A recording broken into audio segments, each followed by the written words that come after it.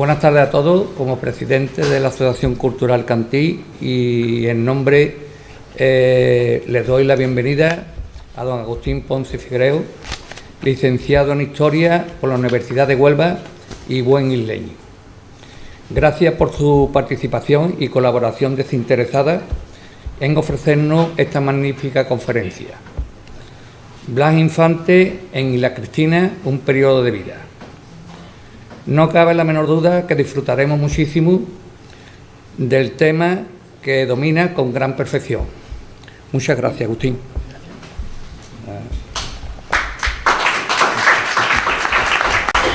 Blas Infante en Isla Cristina, un periodo de vida, por Agustín Ponce Figuereo.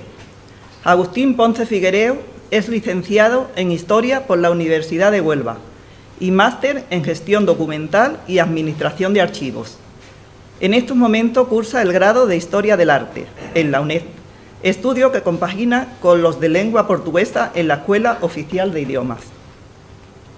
Autor de numerosas conferencias, destaca su participación como ponente en congresos internacionales, como el Archivero de Argentina, o en foros especializados como los organizados por el Instituto Andaluz de Patrimonio Histórico, en cuyas publicaciones colabora, o la Universidad Politécnica de Cartagena, en cuyas aulas dirigirá este verano un curso sobre turismo y patrimonio. Artículos y libros, entre los que destacan los descubrimientos en torno a la figura del padre Miravén, del que se ha convertido, sin querer, en su biógrafo, dando a conocer diferentes manuscritos como la Memoria sobre el Desetanco de la Sal o la Novena al Santísimo Sacramento, además de ser coautor de la edición digital y facsimil de la Memoria sobre la fundación y progreso de la Real Isla de la Higuerita. Obras de carácter totalmente diferente son Isla Cristina 1936, donde de manera escéptica nos acerca a los primeros días de la Guerra Civil en nuestra ciudad, o una historia sobre el periódico La Higuerita que permanece sin publicar.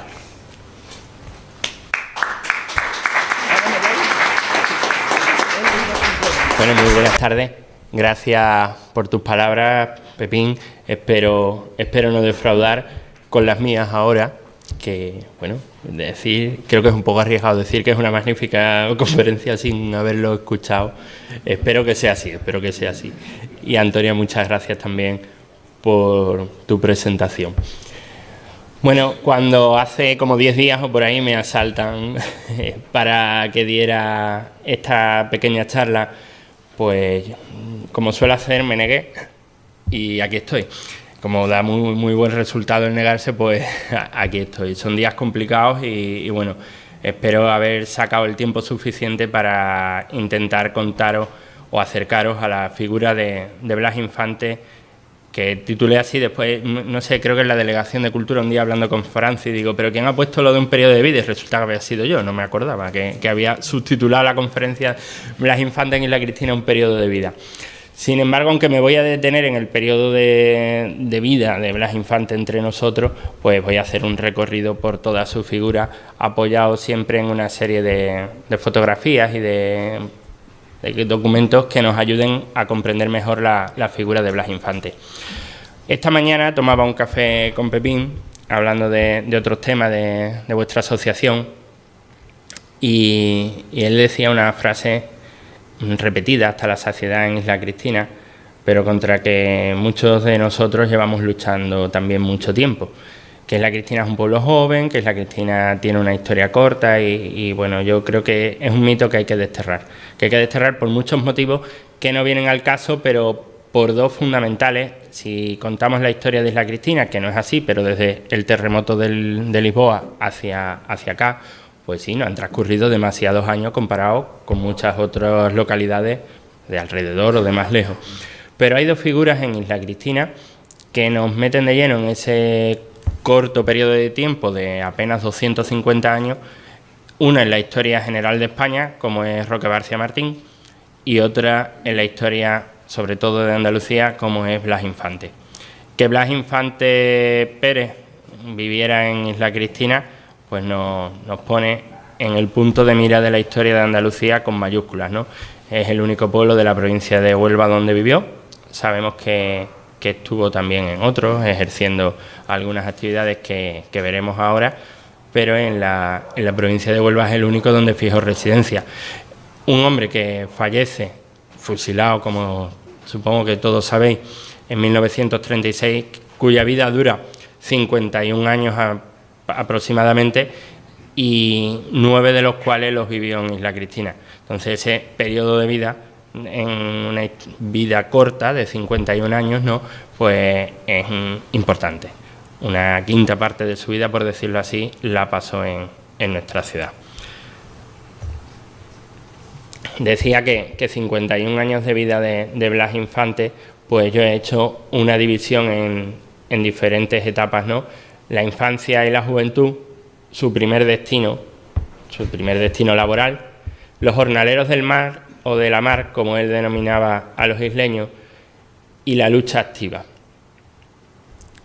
Pues por empezar, como nacemos todos, pues Blas Infante también lo hizo, y lo hizo en un pueblo precioso, en Casares, en Málaga, en 1885, ¿no? En esa casa natal de Blas Infante, que hoy tiene funciones de oficina de turismo por un lado y de pequeño centro de interpretación, pues donde Blas Infante nace en el seno de una familia bastante acomodada. Su abuelo era uno de los caciques del pueblo, y Blas Infante no tuvo ningún problema económico hasta bien entrada su juventud, cuando la muerte, como pasaba muchas veces, del cabeza de familia extensa, en este caso de la muerte del abuelo, su padre moriría siendo ya Blas notario en Isla Cristina, pues priva a la familia de ciertas comodidades y le cambia también un poco la vida a nuestro personaje. Como niño bien de la época, pues su pueblo, un pueblo pequeño, no tenía posibilidad de estudios secundarios y se traslada a las escuelas pías de Archidona, en este caso. Muchos de vosotros sabéis que en distintas épocas en Isla Cristina, cuando no se contaba con enseñanzas superiores, pues bueno, hubo quizás a finales del siglo XIX, más bien coincidiendo casi con esta época donde Blas Infante estudia en los Escolapios de Archidona, hay muchos isleños que van a estudiar a los salesianos de Utrera. Después eso cambiará e irán a los Escolapios de Sevilla también, y más tarde, más reciente en el tiempo, a algún otro centro jesuita en Badajoz, ¿no? Bueno, pues era algo normal en la época. Quien podía estudiaba, y estudiaba pues donde estaban los centros educativos. En este caso, el Instituto Luis Barahona de Soto es uno de los institutos históricos de Andalucía, junto con el Aguilar y Eslava de Cabra y algún que otro más. Son centros además preciosos, suelen ser monumentos, ¿no? Ya veis la portada de la iglesia del colegio, y bueno, ahí mandaron a Blas Infante, y hay un cierto pique entre dos pueblos vinculados a la figura de Blas Infante, entre Archidona y la localidad sevillana de Cantillana, que los dos cuentan cómo sus jornaleros tenían unos cantos, el Santo Dios, que usaban en las labores de recogida del trigo, básicamente, y de donde él dicen que se inspiró para componer el himno de Andalucía. Tanto se lo atribuye a Archidona como la localidad de Cantillana. Esa consecuencia, vamos avanzando, ya estamos hacia 1905, 1906 aproximadamente, cuando Blas Infante decide entrar en la Facultad de Derecho de Granada, que sigue estando en el mismo sitio, en una plaza preciosa en el centro de la ciudad, pero ingresará como alumno libre. ¿Por qué? Ya muerto el abuelo, la familia no lo puede tener interno en Granada estudiando la carrera universitaria, y Blas pues estudia desde casa y acude a la ciudad de Granada a examinarse, ¿no? Le pasa a un amigo, ahora no recuerdo el nombre, era poeta, compañero de aulas, era el que le pasaba todos los apuntes, y bueno, con él se examina y se saca la carrera antes de tiempo. Antes de tiempo se saca la carrera, y antes de tiempo se presenta a las oposiciones del notariado, que aprueba en 1909, pero no puede ejercer porque entonces había un margen de edad. tú tenías que tener, creo recordar que 25 años o algo así, y Blas no lo tenía. No los cumplirá en 1910 y gana su primera plaza como notario y pasa a ejercer en la localidad de Cantillana, que es su primer destino, ¿no? Cantillana, a la orilla del río Guadalquivir, es un pueblo, la verdad, que muy bonito, muy cerquita de, ahí veis la iglesia parroquial, pues justo al lado del ábside de la iglesia hay una calle pequeñita donde Blas Infante instaló la notaría. Hay una placa allí en la puerta que lo recuerda, aunque es un edificio particular, vamos, una vivienda de una familia. La preocupación de Blas Infante por los jornaleros, dice él en muchos de sus escritos que ya le venía de tiempos de su abuelo, de cuando veía cómo los campesinos pasaban hambre y su abuelo los dirigía y mandaba en el pueblo a su antojo, ¿no?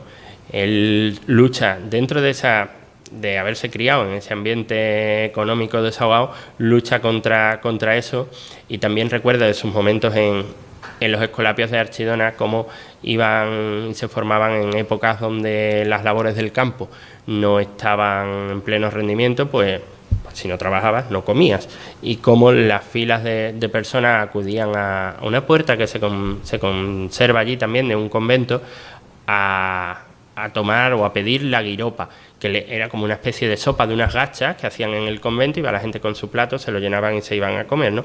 Y toda esa conciencia social se va acrecentando en Cantillana y en los pueblos agrícolas de la campiña del Guadalquivir, ¿no? En Cantillana además se mueve mucho por los ambientes ya culturales de Sevilla capital, que no está demasiado lejos, es cuando entra en contacto con el Ateneo y con diferentes foros de la zona. Estando en Cantillana está desde 1910 hasta 1922, ¿vale? Cuando acude ya y empieza a poner por escrito todo su pensamiento andalucista, y desde allí acude a las asambleas de Ronda y de Córdoba, ¿no? que se han celebrado este año y el año pasado, pues el centenario. Esa fotografía es de la asamblea de Ronda, vemos a Blas Infante presidiendo la mesa que se conserva en el mismo sitio, en un casino que hay en la plaza principal de Ronda. Y bueno, la mesa se sigue conservando tal cual, ¿no? Allí en las asambleas, por ejemplo, se aprobará la bandera, el escudo, el himno, y tomará, digamos, una conciencia mayor el movimiento andalucista. Y estando en Cantillana, contrae matrimonio, aunque la fotografía es un poco posterior, con Angustias García Paria. Se casan en Peñaflor, que era el pueblo de ella. Este matrimonio le traerá muchas alegrías a Blas Infante, pero después veremos cómo también le traerá la muerte, por otro lado. Y bueno, con Angustia vive una situación un tanto extraña al principio de su matrimonio, porque aunque de Cantillana a Peñaflor puede haber, como de aquí a Lepe, un poquito más. Vamos, son pueblos que están bastante cercanos, no sé si lo conocéis, ¿no?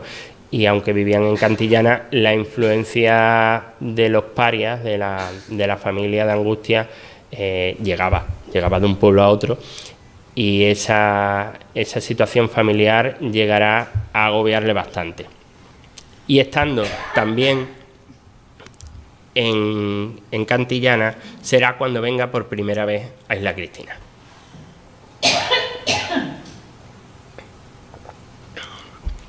Viene a Isla Cristina, que sepamos, por primera vez en el año 1921.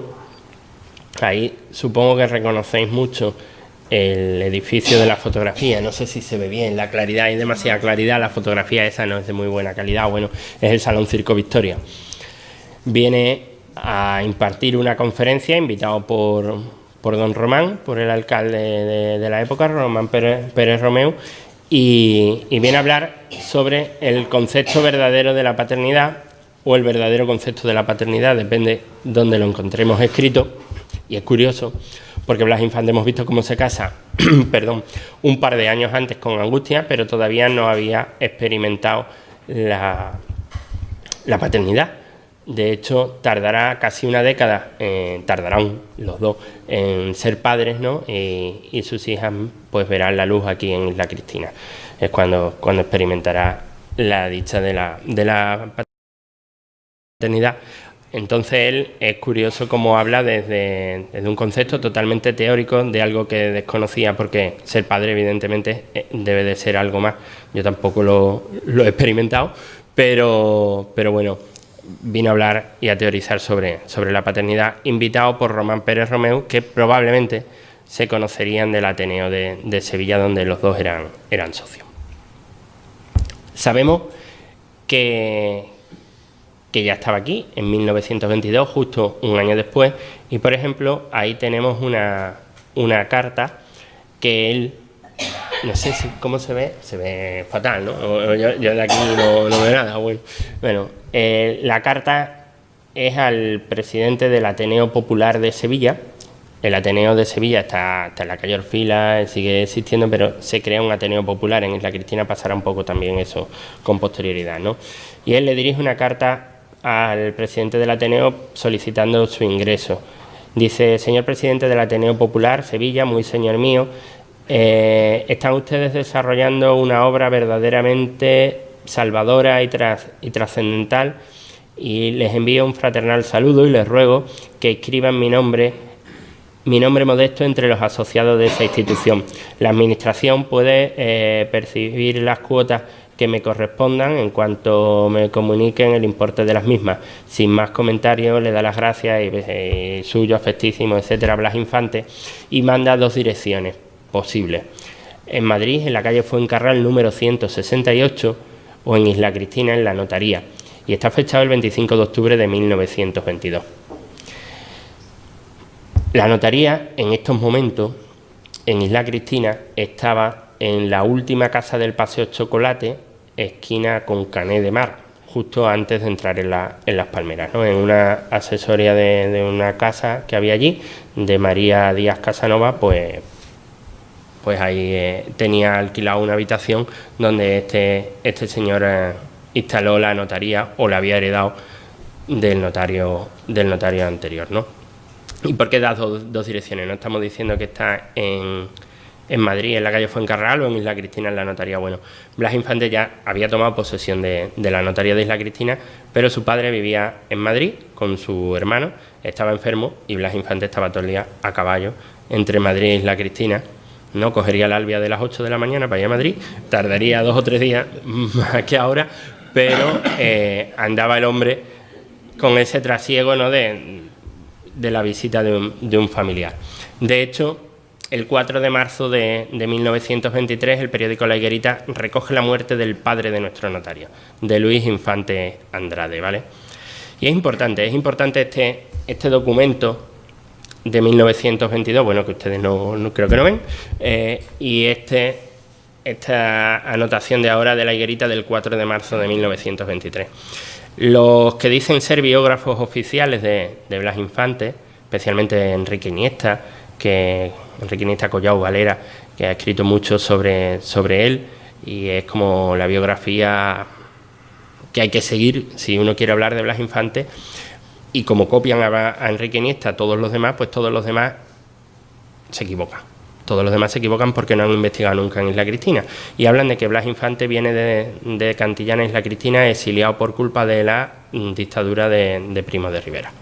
Cuando el general Primo de Rivera, el 13 de septiembre de 1923, da un golpe de Estado y se instaura el directorio militar, pues con él se cerrarán los centros andaluces. Y eso es lo que dice Enrique Iniesta y dicen los demás, que obliga a Blas Infante a poner un poco tierra de por medio y a bajar el ritmo de su actividad. Solo había que investigar un poco.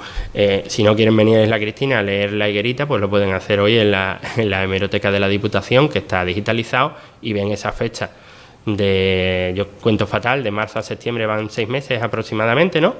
6 meses antes La Higuerita da la noticia de la muerte del padre, pero prácticamente un año, de octubre del 22 a septiembre del 23, ya estaba aquí en Isla Cristina. Y además es que el documento del Ateneo Popular de Sevilla de 1922 está en el archivo de Blas Infante en Coria del Río. O sea, que es que no se han molestado en investigarlo demasiado, ¿no? Y es uno de los mitos que hay que romper. Blas Infante viene a Isla Cristina porque lo decide por decisión propia. Le gusta el pueblo y se viene a Isla Cristina. Y se viene a Isla Cristina también huyendo de la suegra y de la presión familiar de Angustia. Y se viene a Isla Cristina también, según dicen, porque había conocido a una isleña que él le había echado el ojo. También. De hecho, él viene primero y la mujer vendrá luego. Él está por aquí tanteando el terreno. No voy a desvelar el nombre, pero bueno, después a lo mejor doy unas pistas, ¿vale? Blas Infante se integra en Isla Cristina enseguida, en el movimiento cultural. Ya la gente lo conocía, pues había estado el año anterior dando aquella conferencia, ¿no?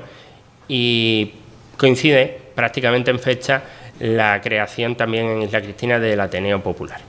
Y el Ateneo Popular organiza una fiesta a la mujer andaluza, donde eligen a una serie de señoritas de la época que representan es que no sé si se ve, es una pena, no se ve nada, vaya por Dios. No sé si la foto la conocéis porque se ha publicado ¿Se pueden apagar estos focos? Sí, ¿no? Que no se ve casi nada, pero bueno, hay una serie de señoras sentadas, ¿vale? Hay una presidiendo ahí en la penumbra y están cada una de ellas debajo de un escudo que representa a una de las provincias, ¿no? Andaluzas. Bueno, de aquí hacia allá está Málaga, Granada, Cádiz. Bueno, aquí veo los escudos. Huelva no la encuentro, en estos momentos no la encuentro, ¿no? Había otra que representaba a Isla Cristina, había varias, ¿no? Y él actúa como mantenedor de dicho acto y se implica bastante. Bueno, después el juego de luces, no sé. Bueno, tras el éxito, como digo, de mantenedor de la fiesta de la mujer andaluza, pues será reclamado en numerosas ocasiones por el Ateneo Popular. Ahí vemos un boletín, una invitación del Ateneo Popular, que intento leeros, ¿vale? Dice: el presidente del Ateneo Popular, a don Blas Infante Pérez, pues lo está invitando en este caso a la cabalgata de Reyes Magos del año 1923 y a una serie de actividades que se organizaban para recaudar fondos para la cabalgata, ¿vale? Y lo firma, ahí en medio está la firma del entonces presidente del Ateneo, que era Jaime Casanova Mirabén. Blas Infante en Isla Cristina aprovecha también esa tranquilidad. Hemos dicho que no viene exiliado por la dictadura de Primo de Rivera, pero sí es verdad que cerraran los centros de estudios andaluces, el Centro de Estudios Andaluces es una institución de ahora, los centros andaluces y que tuviera que parar un poco esa actividad pública que él iba desarrollando a lo largo de toda Andalucía, le hace centrarse en varios aspectos. Por un lado, el título de la etapa esta de su vida, ¿no? La del periodo de vida, como hemos subtitulado la conferencia, y lo de los jornaleros de la mar. Blas Infante, de Casares, un pueblo en plena montaña de Málaga, que tiene playa, pero donde la actividad pesquera no tenía ninguna relevancia. Blas Infante, que estudia en Archidona, entre Antequera y Granada.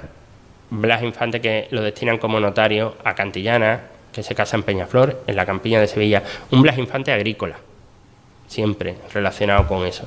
Pero aquí descubre que los mismos problemas que tienen los campesinos de cualquier pueblo de estos de Andalucía, tienen los trabajadores de las fábricas de conserva, las trabajadoras, básicamente, tienen los marineros, tienen los jornaleros. Es que en los padrones de vecinos, muchos de nuestros antepasados lo que ponía como profesión era jornalero.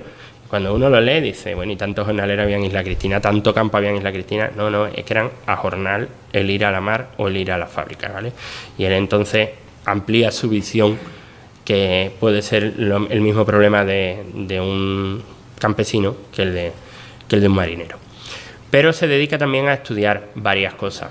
Por un lado, el flamenco, la antología del cante hondo y todos esos estudios de flamenco. Además, uno entra en el archivo de Blas Infante y acota la búsqueda en los años de Isla Cristina, y lo que se encuentra son cientos de discos de pizarra de su gramófono, que se conserva además en la Casa Museo de Coria, y esos discos de pizarra casi todos de flamenco, porque él está muy interesado en este tema, digamos, folclórico de Andalucía, y enraizándolo con esto.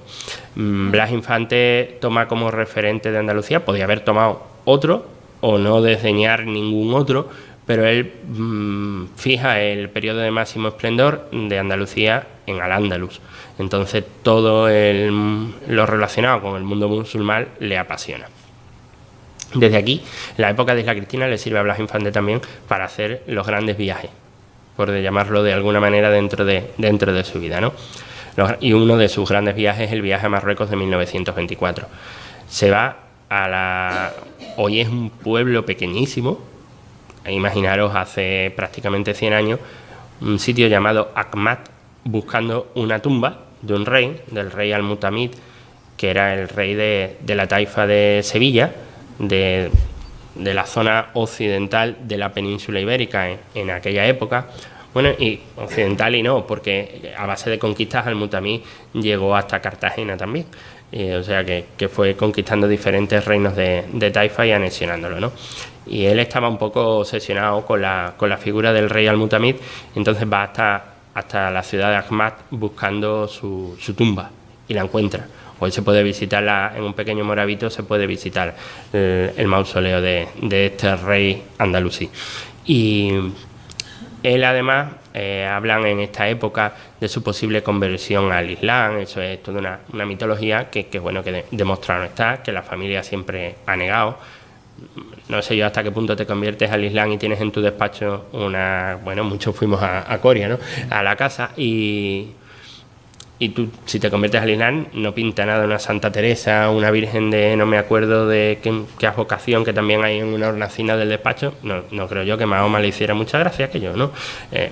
Entonces, o vivían una especie de sincretismo religioso, donde tiraba de esa tradición y de ese momento de esplendor del mundo musulmán en nuestra geografía, o no, simplemente era una curiosidad histórica, ¿no? Y el hombre era católico como fue bautizado.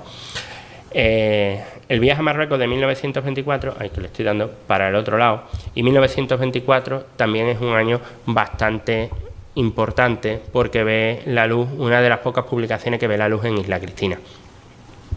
El carácter, digamos, hoy ya diríamos ecologista de Blas Infante, pues le hizo famosa la anécdota que él iba a los mercadillos en Sevilla los domingos en la alfalfa, que vendían muchos pajaritos, y compraba jaulones y jaulones de pájaros por el mero placer de abrir la puerta y liberarlos.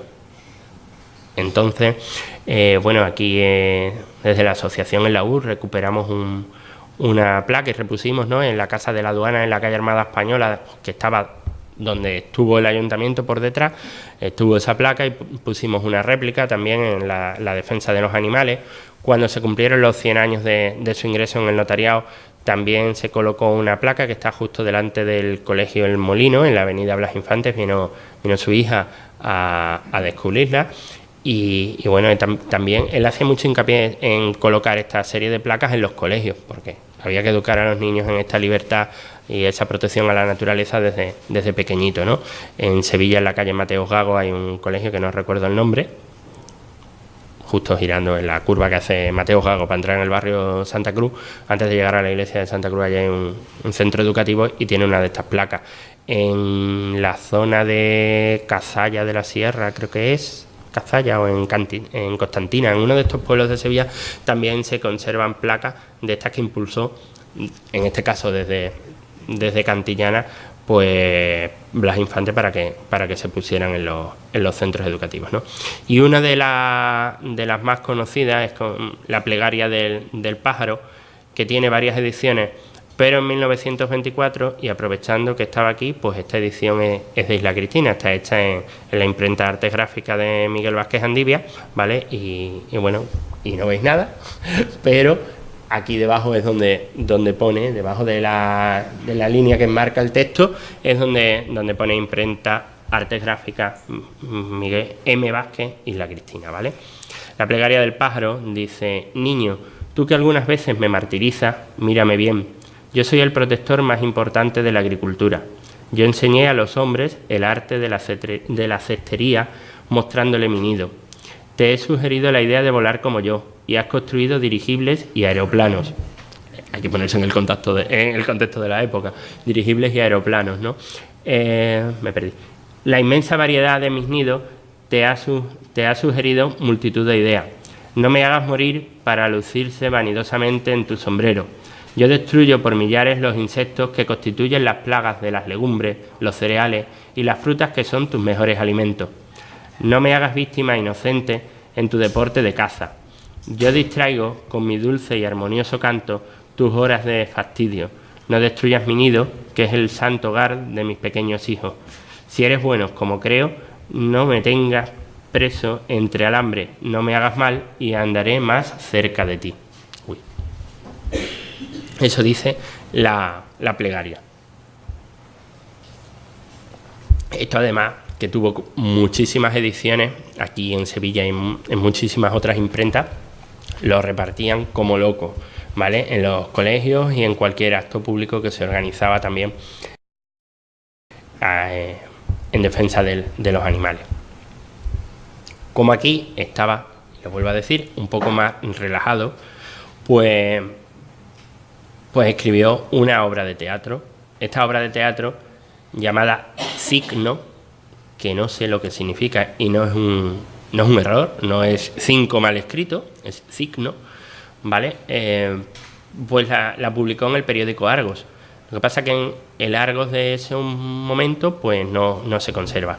El periódico Argos quizás fue el rival más fuerte que tuvo La Higuerita. Debieron de coexistir aproximadamente algo más de 15 años, si no recuerdo mal, ¿no? Y bueno, en Argos publicó Blas Infante Cicno, aunque no lo conservamos, pero sí se conserva en su archivo particular este manuscrito, que bueno, son 40 y tantas páginas, vamos, que manuscritas, que conserva el archivo de Blas Infante. Y en la vida del Ateneo Popular de Isla Cristina será corta en el tiempo, y poco después se fundará el Ateneo de Isla Cristina. Como he dicho antes, en Sevilla pasó lo mismo, existía el Ateneo Popular y el Ateneo que persiste hoy es el otro, el excelentísimo Ateneo de Sevilla, ¿no? Bueno, y esta es una placa en el Paseo Chocolate que se colocó con motivo de unas jornadas de historia de Isla Cristina en octubre de 2006, ¿vale? Y bueno, creo que la veis un poco mejor. Dice: en este lugar estuvo la sede fundacional del Ateneo de Isla Cristina, abierta el 10 de septiembre del año 1926. El Ateneo isleño fue fundado a imitación del excelentísimo Ateneo de Sevilla, contando con la participación de nuestro ilustre vecino, don Blas Infante. Y aquí está la casa que todos identificamos como la casa de Blas Infante. No es que los 9 años que Blas Infante vivió en Isla Cristina viviera en esta casa. Al principio estuvo en una pensión en la calle San Juan, en esas idas y venidas a Madrid. Después parece que vivió en otro lugar hasta que alquila esta casa. Me sonrío porque voy a dar la pista. Desde esta casa se escuchaba tocar el piano a una vecina. Y ahí lo dejo. Y bueno, aquí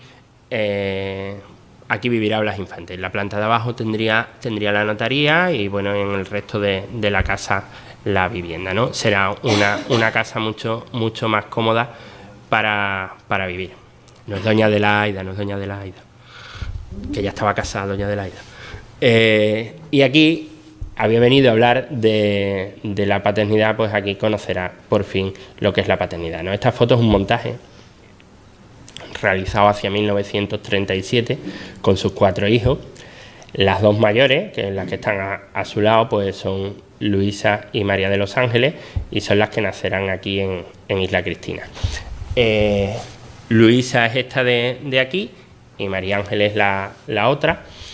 Y de los 2, el niño, Luis Blas, es el que está delante del padre, y Alegría es la pequeñita que está al lado.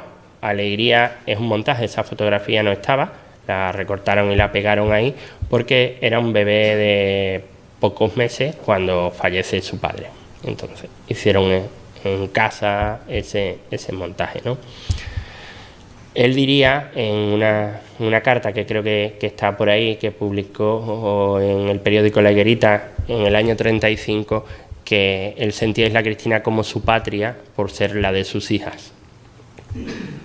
Pero como vamos a hablar de algo mucho más mundano, que la vida de Blas Infante también está llena de detalles cotidianos y, como todo isleño, por ejemplo, se dejó fotografiar por las máquinas del más que centenario estudio de fotografía de la familia Salcedo.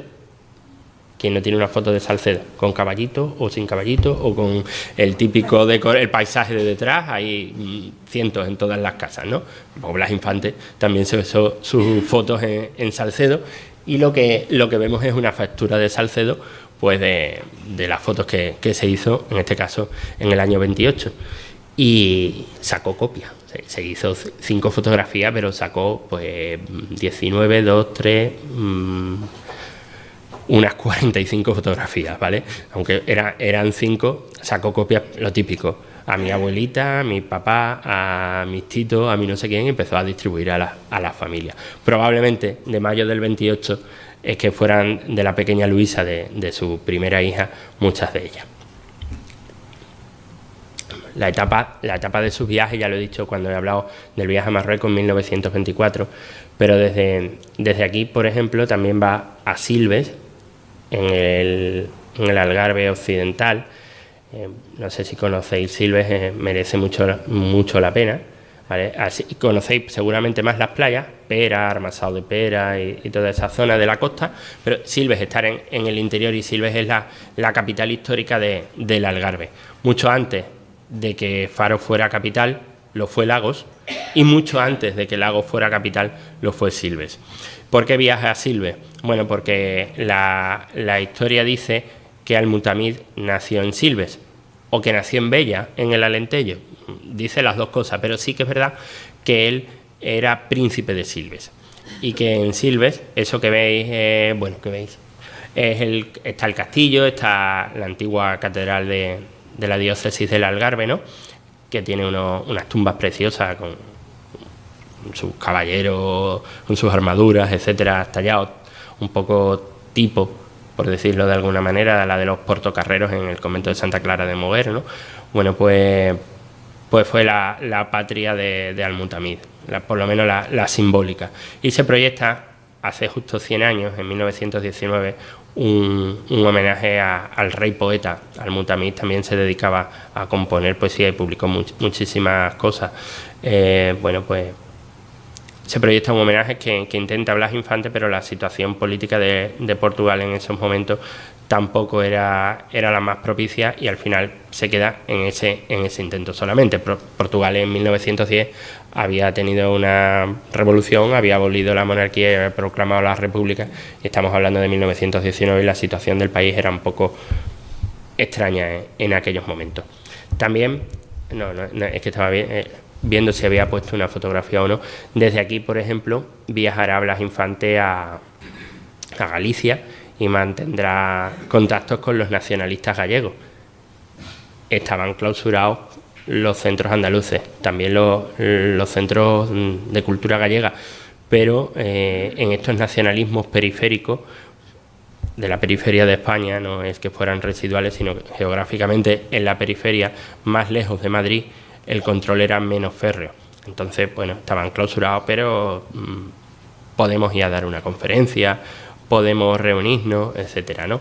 Se sabe también que visitó, por ejemplo, más adelante, ya no estando aquí en Isla Cristina, pero visitan el penal del puerto de Santa María a Lluís Companys, el dirigente catalanista también, ¿no? Y él mantiene esos contactos con ideólogos afines a lo que él pensaba para Andalucía en otras partes de España, en este caso en Galicia, donde no llegó, curiosamente, a verse con Castelao, con el que mantenía muchísima correspondencia, pero no llegaron a coincidir físicamente, a tomar un café o a charlar en algún congreso, por ejemplo, tan normales en la época. Y desde aquí, por ejemplo, sí que hizo, cuando ya, perdón,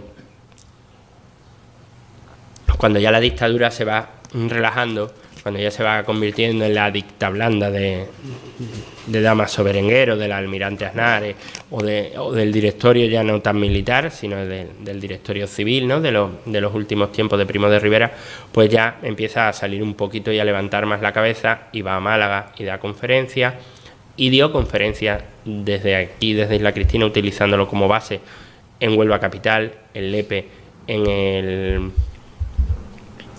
el Casino España, y en Ayamonte en el Teatro Ibérico, un teatro que había en la avenida, un edificio precioso. Pues se recoge en prensa esas conferencias que ha venido el notario de Isla Cristina a dar sobre Andalucía, sobre folclore. Se disimulaba un poco hablando de tradiciones, por ejemplo, o de historia de Andalucía, para llegar al meollo de la cuestión que le interesaba, que era hablar de una Andalucía libre. Bueno, una foto histórica sacada, vamos, en este caso de todo colección, por no irme al archivo particular mío a buscar esta misma postal, donde se ven, interesa que se vea ahí, en este caso, el Pósito, ¿vale?, al lado del Casino de los Pobres, de la Unión, donde también dio bastantes conferencias, ¿no? Hay crónicas en el periódico donde viene gente y él preside la mesa junto a los directivos del Pósito, a García de Leito, a mi abuelo Andrés Figuereo, a mucha gente. Y su vinculación con el Pósito es muy importante, porque el Pósito se actuaría haciendo un trasunto, ¿no?, como la cofradía de pescadores de ahora. Vendría a ejercer la misma labor, incluso más social que la cofradía de pescadores, ¿no?, porque seguro que muchos de vosotros habéis ido al médico en el Pósito, o a lo mejor a recibir clases también, porque daban clases a los hijos de los marineros, ¿no?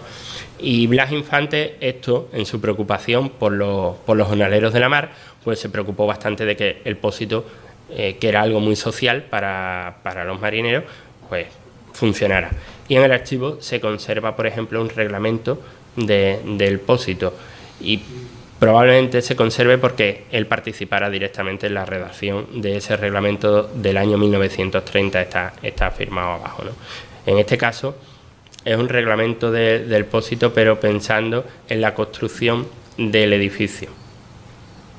Así que probablemente que se conserve en el archivo de Blas Infante, ese reglamento del Pósito, nos pueda ayudar a datar ese magnífico edificio que desapareció en la calle Diego Pérez Pascual, esquina con la Plaza de las Flores.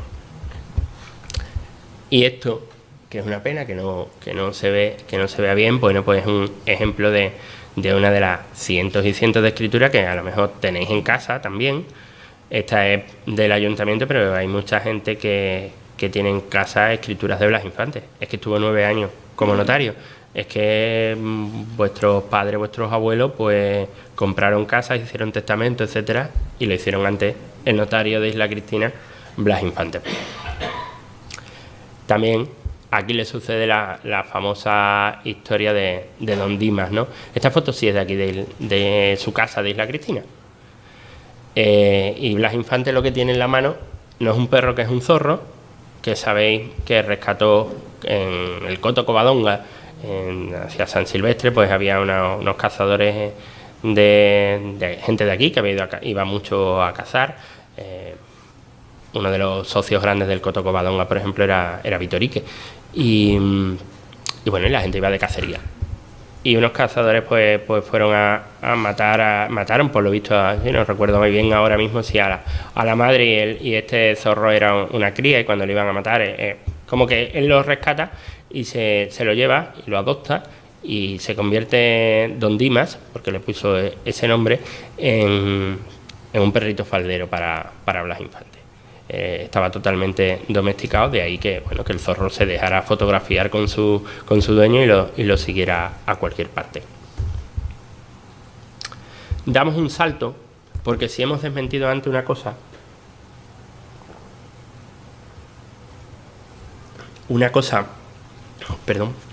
que está mal en la biografía las biografías oficiales, que es que venga Isla Cristina exiliado por Primo de Rivera, también es mentira que Blas Infante se vaya de Isla Cristina porque se proclame la Segunda República. Blas Infante ya se iba a ir de Isla Cristina. De hecho, el 14 de abril de 1931 es cuando se proclama la República. Las elecciones son el 12 y el 14 se va Alfonso XIII y se instaura la República. Pero en marzo de 1931 la familia Infante García se va a Sevilla. No es culpa entonces de la República. Blas Infante se va a Sevilla porque es verdad que aspiraba a convertirse en diputado en las nuevas Cortes que salieran con posterioridad, porque en ese momento recordad también que lo que se celebra el 12 de abril de 1931 son unas elecciones municipales. Él no se presentaba de concejal a nada, ni de alcalde a nada, ni nada de nada. Consecuencia de la... Bueno, esto es meterse en Honduras, ¿no? Pero consecuencia de que los partidos republicanos ganaran en gran parte de las cabeceras provinciales de España, no ganaron en España, sino que ganaron en la mayoría de las capitales de provincia. Es cuando el rey Alfonso XIII entiende que no tiene el apoyo del pueblo y decide irse, con lo cual se proclama la República y entonces sí habrá que hacer unas Cortes constituyentes y unas elecciones a diputados a Cortes, ¿no? Que es a las que se presentará Blas Infante. Cuando en marzo de 1931 Blas Infante se va a Sevilla es porque lo había decidido. La dictadura se veía venir que estaba bastante tocada, ¿no?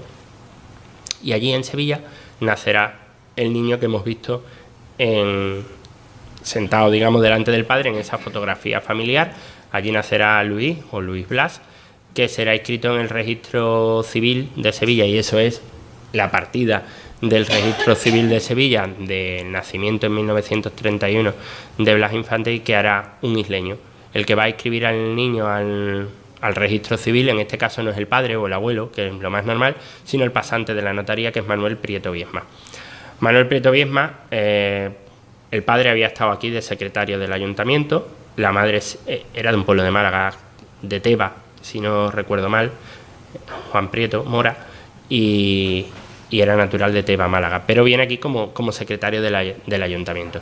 Se casa con una isleña, Dolores Viesma, ya no me voy a acordar del segundo, ¿vale? Y tienen una serie de hijos. Filomena, que se casa con Juan Noya Beltrán, otra tal Consuelo o Concepción o algo así. Uno que fue cura, Juan Prieto Viesma, quiero recordar que muere en Sevilla, estuvo mucho tiempo de párroco en Santi Ponce, y tiene a este Manuel Prieto. Manuel Prieto es estudiante de Derecho, como dice la partida, ¿no?, cuando le preguntan la profesión, pero después sería abogado y trabajaba con Blas Infante. Lo que pasa es que Manuel Prieto muere bastante joven, en el año 1935, y bueno, pues se trunca ahí, digamos, su vida y su carrera. Blas Infante también tendría, y de ese sí habla mucho la familia de Blas Infante, a otro isleño como pasante en la notaría, y era como su mano derecha, el oficial de la notaría, que era Adrián. ¿Por qué van a Sevilla? Porque Luis Blas nace en Sevilla. Bueno, porque la casa de Coria está en obra. Esta casa, que es la única que Blas Infante tendrá en propiedad, en todos los demás destinos ha vivido de alquiler. La casa de aquí de Isla Cristina no era suya. Pues esta es él compró una finca en las afueras de Coria del Río. De hecho, es curioso porque la finca, que tiene unas pocas de hectáreas, se divide entre el término municipal de Coria del Río y la Puebla del Río. La casa está en Coria, en término entera en Coria del Río, ¿no?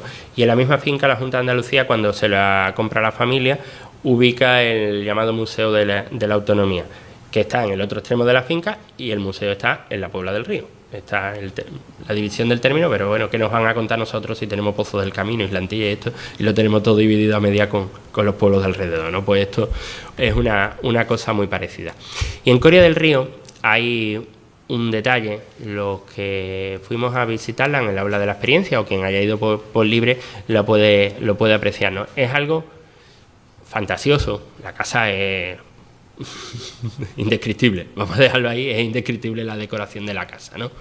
Porque además se visita en una penumbra casi total y cuesta mucho verla, son temas de conservación de los materiales, está llena de yeserías, digamos, de tipo árabe, con frases del Corán, pero fijaros, esto es el comedor de los domingos, por decirlo de alguna manera, no el de diario, no el que utilizaban, ¿vale? Y bueno, esos plafones de escayola en las chimeneas, esa decoración. Y es que no encontraba una fotografía, yo sé que tengo que tener en algún sitio. El comedor, pues tiene... Tú entras, obviamente, en la habitación y las otras 3 paredes que dan, en la de enfrente está esta chimenea. Y tiene una decoración de temas andaluces, por decirlo de alguna manera, ¿no? No sé si veis ahí, bueno, medio apreciáis ahí, pues una pareja a caballo, ¿no? Y cuenta la leyenda de la Peña de los Enamorados de Antequera, algo que estuvo muy presente en su vida porque desde Archidona se contempla perfectamente la Peña de los Enamorados, ¿no? Entonces esa pintura de la pared pues recrea la leyenda de la Peña de los Enamorados. Y en la pared, peor para ser pintada, peor porque coge un par de ventanas y la chimenea en medio, entonces no es un lienzo corrido como puede ser de la leyenda de la Peña de los Enamorados, sin embargo está representada Isla Cristina. Él quiso representar a Isla Cristina por aquello de sus hijos, de sus hijas, y bueno, representa un pueblo ideal porque no es Isla Cristina. Tú lo que ves es un pueblo a la orilla de...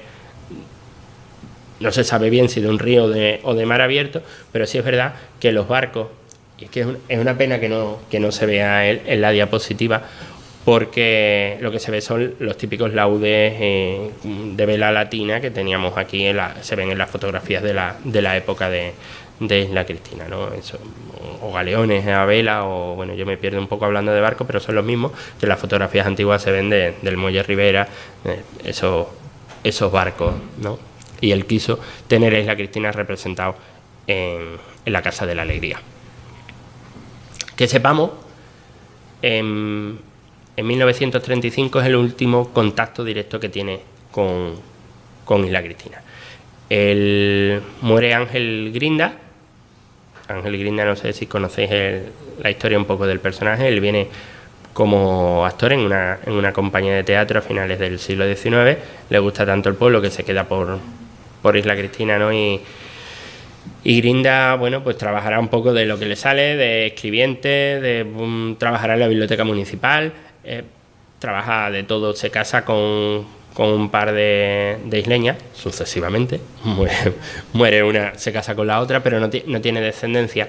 Y cuando la Higuerita da la noticia de la muerte de Ángel Grinda, Blas Infante, que recibe semanalmente el periódico en su casa de Coria del Río, le escribe a Bautista una carta que publica ahí y le dice que tiene el testamento hológrafo de Ángel Grinda, que él no quiso nunca que se llegara a protocolizar, pero que se lo dejó un sobre cerrado y que bueno, que se ha enterado que se ha muerto y lo tiene que dar a conocer. Entonces se publica ahí el testamento de Grinda. Me gustaría leeros la carta, pero es que desde ahí no se va a ver, así que voy a intentar, si ustedes si soy capaz de llegar, porque lo que quiero es ampliar, que pensé que se iba a ver en la...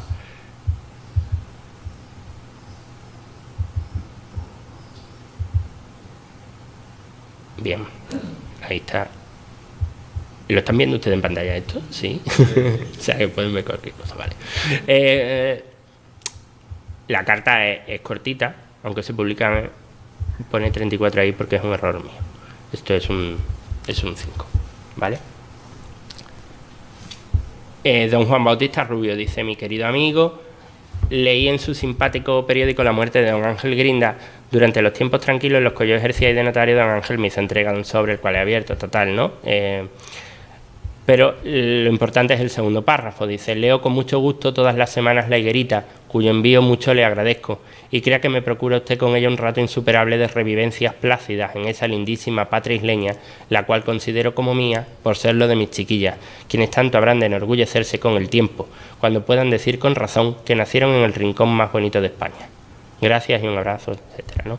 Es el último contacto directo que sepamos que mantiene Blas Infante con Isla Cristina, con motivo de la muerte de Ángel Grinda.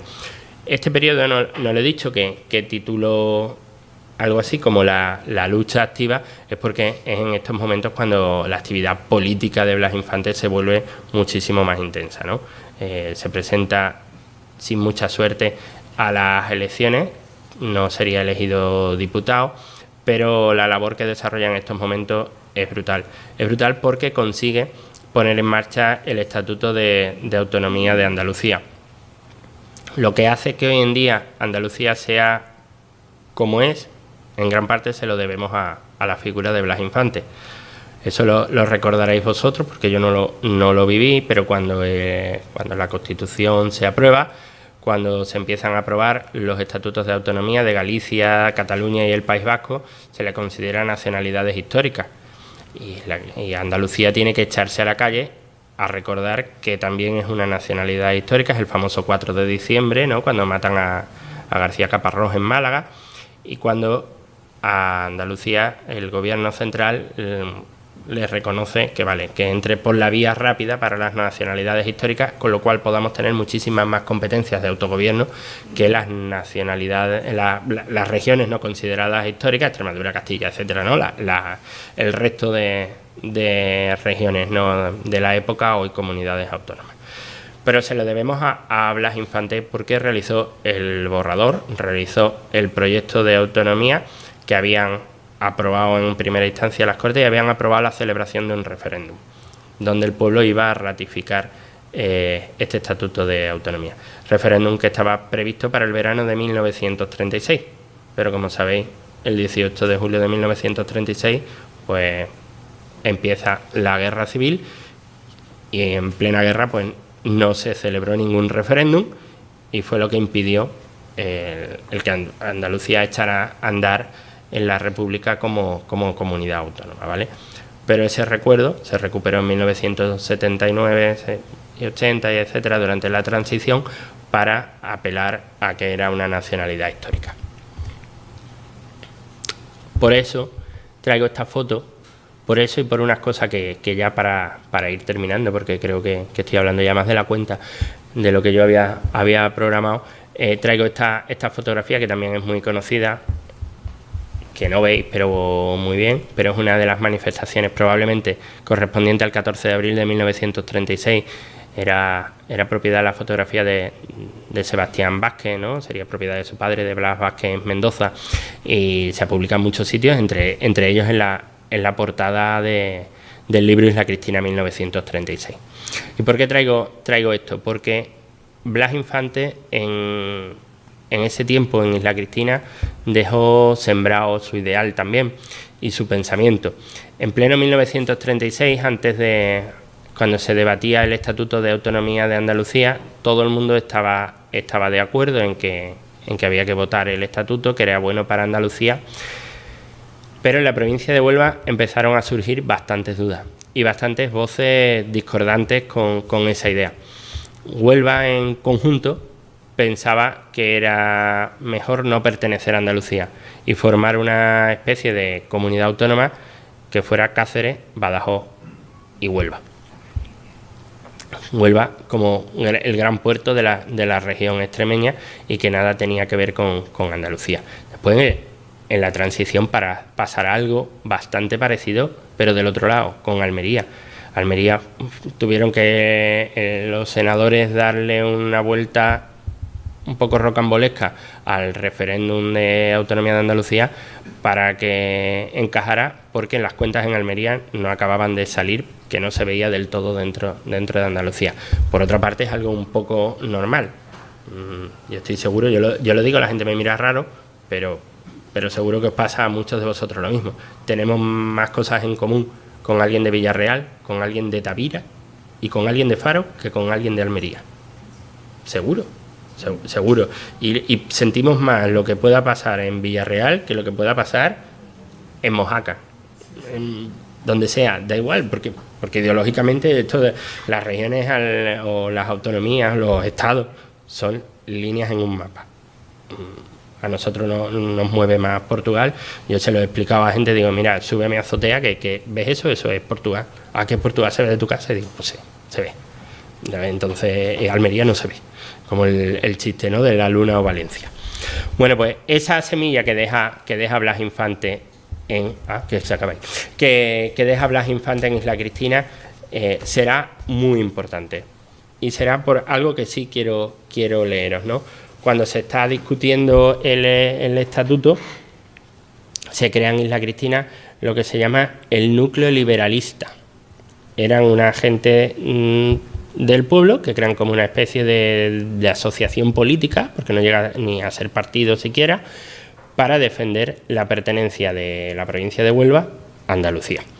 Entonces, de eso se hace eco la prensa a nivel nacional incluso, pero he traído un par de noticias sacadas de Odiel, del diario en ese momento de la capital, ¿no?, digamos, y de nuestra higuerita. Odiel, el 1 de julio del año 36, dice cómo reunido el pleno, el 28 de junio, se había reunido el pleno del núcleo de Isla Cristina, que era adepto a la Junta Liberalista de Andalucía. Se dio lectura a una moción que el Ayuntamiento de Huelva había presentado y que defendía en Huelva la minoría federal en contra del anteproyecto del Estatuto Andaluz, ¿no? Y acordaron, es que va a ser muy largo de leer los tres, entonces quiero resumirlo, acordaron que eso no podía ser así, que había que encargar una ponencia por parte de este núcleo que se acoplara al anteproyecto de bases del Estatuto Andaluz, que se hiciera público y que evidentemente Huelva era Andalucía, ¿no?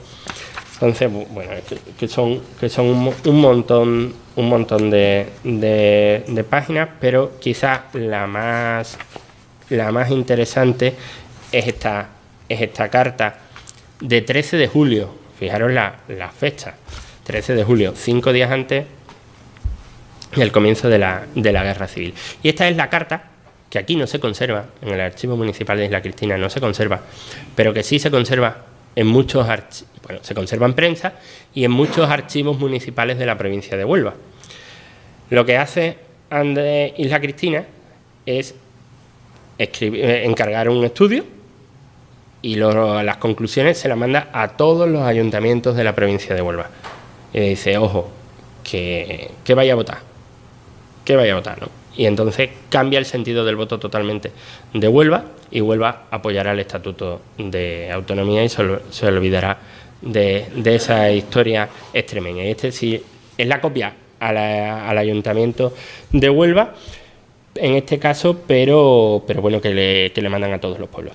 Entonces dice así: con profundo dolor sentido en nuestro espíritu, que se inclina extasiado ante las bellezas de nuestra madre Andalucía, hemos leído en la prensa de Huelva la moción presentada por la minoría federal y aprobada por esa excelentísima corporación, porque Huelva Capital, el Ayuntamiento de Huelva era quien llevaba un poco la voz cantante de unirse a Extremadura en vez de Andalucía, ¿vale? Por eso se dirigen en primer lugar a la capital. En la que se propugna, con argumentos cuajados de antagónicos pareceres, más que de una lógica vigorosa, no se ha tomado en consideración el anteproyecto de bases para el Estatuto Andaluz, aprobado por la Asamblea de Córdoba de los días 29, 30 y 31 de enero de 1933. La corporación que tengo el honor de presidir, porque la Junta Liberalista de Isla Cristina convence al Ayuntamiento de aquí para que sea quien se oponga al Ayuntamiento de Huelva, ¿vale? La corporación que tengo el honor de presidir ha visto con manifiesto disgusto la iniciativa de la citada minoría por cuanto que repugna a sus sentimientos andalucistas, el apartamiento espiritual que supone la proyectada anexión de nuestra provincia a la región extremeña, apartamiento que vendría a truncar las exquisiteces étnicas de nuestra significación histórica sin otra recompensa que los beneficios económicos que difícilmente puede negarnos dicha región, representados por la aportación de sus productos a Huelva. rindiendo culto a la diafanidad de la luz de nuestra inmortal Andalucía, a la cultura que nos legaron sus genios maravillosos que asombraron al mundo con su sabiduría infinita, a la tierra privilegiada, templo del arte, donde pintaron Zurbarán y Murillo y han cantado Rioja y Herrera, declaramos nuestra franca oposición a todo lo que signifique merma de la conservación de nuestros valores e ideales patrios y que vaya contra las esencias del anteproyecto de bases del Estatuto Andaluz, que deben sentir y defender cuantos amen las incomparables bellezas de nuestra región. Por todo lo expuesto, esta corporación que presido se permite aconsejar a los compañeros que integran la de la capital dejen sin efecto sus acuerdos encaminados a una futura anexión de nuestra provincia con la región extremeña, por considerar que dicho proyecto no encontraría el apoyo necesario para convertirlo en realidad. Esta carta que mandan el Ayuntamiento de Isla Cristina al Ayuntamiento de Huelva y la copia a todos los demás ayuntamientos, los 70 y tantos de, algo menos que entonces, 74 por ahí de 1936 que hay en la provincia de Huelva, pues, y la campaña brutal que se organiza en la prensa también, en la que hace inclinar la balanza y que Huelva pertenezca, digamos, en 1936 a Andalucía y que después ni se lo plantee. Pero hay algo más. Estamos hablando de julio del 36, el día 2 de agosto, el día de la Virgen de los Ángeles, el día del santo de su hija María de los Ángeles. Blas Infante, que está a punto de celebrar una merienda familiar en su casa de Coria del Río, es detenido. Llegan las tropas nacionales en ese momento y se llevan a Blas Infante. Se lo sacan por la puerta falsa de su casa de Coria y se lo llevan a Sevilla, al Cine Jáuregui. Están un par de establecimientos que habían habilitado como prisión. Y en la madrugada del 10 al 11 de agosto, pues en la carretera de Sevilla a Carmona, en el cortijo de la Gota de Leche, que como se conoce aquella zona, pues es fusilado. ¿Qué pasa en Isla Cristina? Isla Cristina se había puesto no de perfil, sino de frente totalmente ante el posicionalismo de una Andalucía libre, una Andalucía al menos autonómica, en un momento previo al golpe de Estado que llevaría a la guerra civil. ¿Qué pasa con los andalucistas, con este núcleo liberalista de Isla Cristina? Bueno, pues que son fusilados o se tienen que ir al exilio. Les pasaría lo mismo que a Blas Infante. Siguieron sus ideas en este caso hasta el final, ¿no? Andalucistas como Rafael Zambrano Romero, que fue alcalde de Isla Cristina, como Antonio Salcedo Vergara, pues fueron fusilados. Manuel López González se va al exilio, se va en el Trementina, y otros que fueron depurados por sus ideas. Y bueno, esos 9 años, sin duda, que pasó Blas Infante en Isla Cristina, pues marcaron su vida, pero también marcaron la de Isla Cristina. Y ya está. Muchas gracias. Me apago.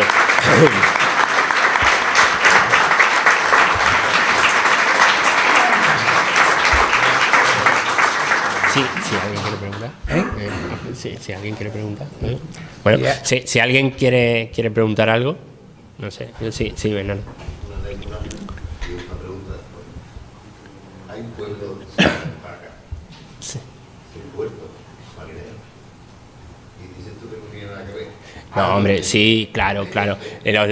Los levantiscos, carboneras, etcétera. Sí, pero me refiero que si pasa algo en Carbonera, hoy, imagínate que tan dados somos a los sensacionalismos en las redes sociales muchas veces o en las noticias de los medios de comunicación. Uy, una catástrofe. No, enseguida una cuenta y una gala benéfica y un no sé qué y no sé cuánto. Y si pasa en Carbonera, habrá mucha gente que diga, uy, Carbonera, el pueblico de donde vino el abuelo o no sé qué, no sé cuánto. Pero si pasa en Villarreal, lo sentimos más. Seguro, es a lo que quería llegar. Evidentemente, claro que hay relaciones, como si vamos ascendiendo generaciones, ¿no? Pues podemos sentir, pasa algo en, ¿qué te digo yo? En Lloret de Mar, y nos da igual, pasa algo en Sitges o en Mataró, y seguro que, Sitges, Mataró, porque el vínculo sentimental es más fuerte, ¿no? Es a lo que quería referirme. ¿Y la anécdota? ¿Y la pregunta? La pregunta. Vamos a ver. Yo recuerdo haber leído hace tiempo ya, hablando de los nacionalismos periféricos, vasco, el catalán, el gallego y el andaluz. Y en una charla que se dio, no me acuerdo dónde fue, se habló de todo eso. Me parece que fue en Gran Canaria, Las Palmas, precisamente, porque también se habló allí del nacionalismo canario, la figura de Serpentino Delgado, que es un hombre del siglo XIX. Y alguien dijo, la diferencia que hay entre el nacionalismo andaluz, por ejemplo, y el vasco o el catalán, es que nunca fue centrífugo. Es decir, no pretendía separarse de, claro que no. España, vamos, por llamarlo de alguna manera, o de la estructura del Estado, sino mantener una cierta libertad, un reconocimiento, por supuesto, de sus características culturales, históricas. El nacionalismo andaluz, bueno, y lo dice el propio lema del escudo o del himno, ¿no? Sea por Andalucía libre, los pueblos, al principio decía los pueblos, no decía España, pero se cambió, sea por Andalucía libre, España y la humanidad, ¿no? Oye, que además pasa, tú preguntas a alguien en el extranjero de dónde eres y un andaluz te va a decir que es español. A lo mejor un español de otro sitio te dice su sitio concreto, por no nombrar a nadie, ¿no? Pero el nacionalismo andaluz aspira a una autonomía, a una autogestión, pero siempre dentro de un conjunto, o sea, en este caso de España, ¿no? Es mucho más federalista que independentista, no es independentista el nacionalismo andaluz. Si lo fuera. Un fenómeno parecido a lo que pasó en Murcia, por ejemplo, con el Cantón de Cartagena. Claro. Que también era... Claro, sí, pero sí, es que al final nosotros no somos hay repúblicas federales como pueden ser Estados Unidos o Alemania, pero donde los estados federados tienen mucha menos competencia que tenemos hoy las autonomías. Es que tenemos mucha más libertad y mucha más autonomía que estados que se llaman federaciones, ¿no?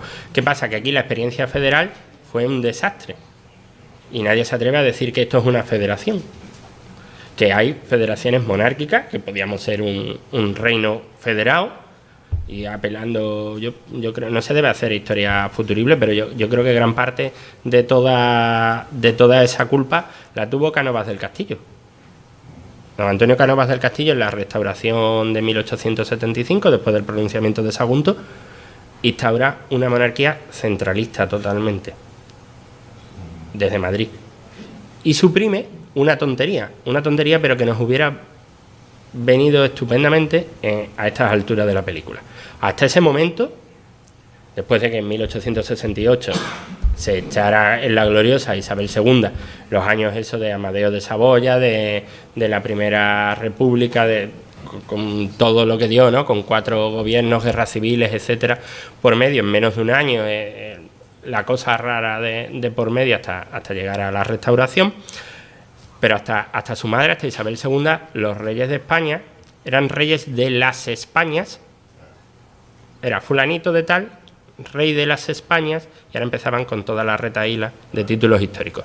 Rey de Castilla, rey de Aragón, rey de Galicia, rey de León, rey de las 2 Sicilias, rey de Sevilla, rey de Navarra, conde de Barcelona, duque de Milán, etcétera, de Atenas, de Neopatria, todos los títulos históricos, pero que nos hubieran servido en estos momentos estupendamente, porque hubiéramos tenido el mismo jefe de Estado con federaciones, que eran lo que eran hasta la restauración de Alfonso XII, merced a Cánovas, pues era España, ¿no?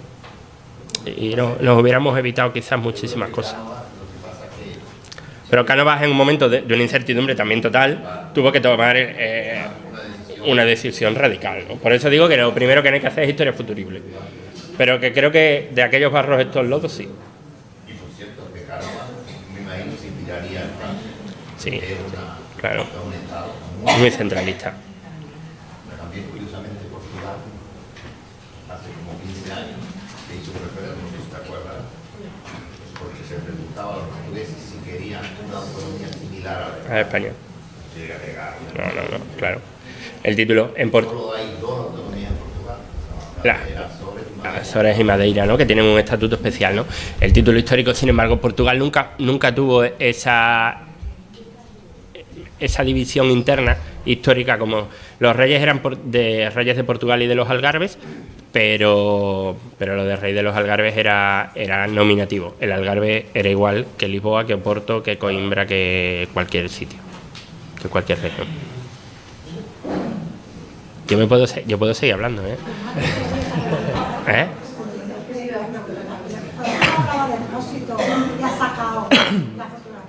Sí. ¿Dónde? Vamos a ver. Claro. Ese. Es que sale en la foto, Mari. Salía la foto. Claro. Lo que hoy no es nada, porque creo que está vacío la exposición de muebles del Bazar Llobel. Es lo último que ha habido ahí, pegado a la Unión. Eso. Claro. Bueno, ¿qué más? Ya está. como no hay más nada, yo lo que voy a hacer... Los medios. Lo que voy a hacer es imponerle la insignia de nuestra asociación y luego Bueno, Uy. ¿Lo puedes poner bien? No, quito un botón. Dos anclas cruzados, ¿no? con dos anclas y un nudo. y un nudo. Muchas gracias. Y ahora Bueno, ¿no hay más? que vamos a hacer entrega de unos obsequios por parte de nuestra asociación. Espero que te guste. Voy a ver si puedo. Yo soy muy malo, que me lo sé. Me pongo nervioso. Que me pongo nervioso realmente, ¿eh? Tírate aquí. Ah, que no lo veía. Ya se le puede dar la luz, hay más luz que... Ya no.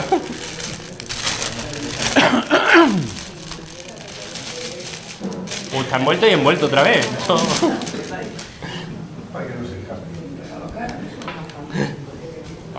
Muchísimas gracias. Bueno, ¿lo lees tú?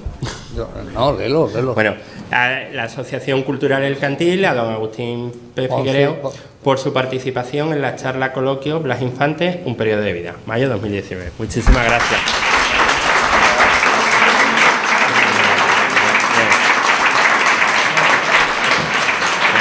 Vamos con las fotos. Y ahora seguidamente nuestra secretaria. Habla del micrófono.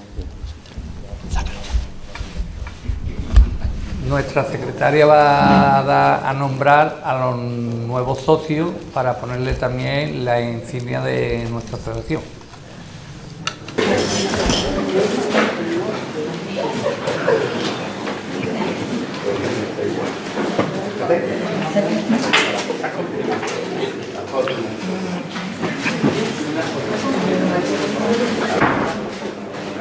Matías.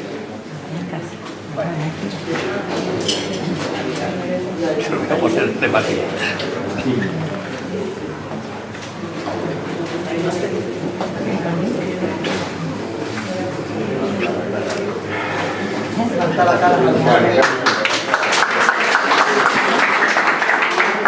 Por la asistencia y bueno, espero que haya gustado.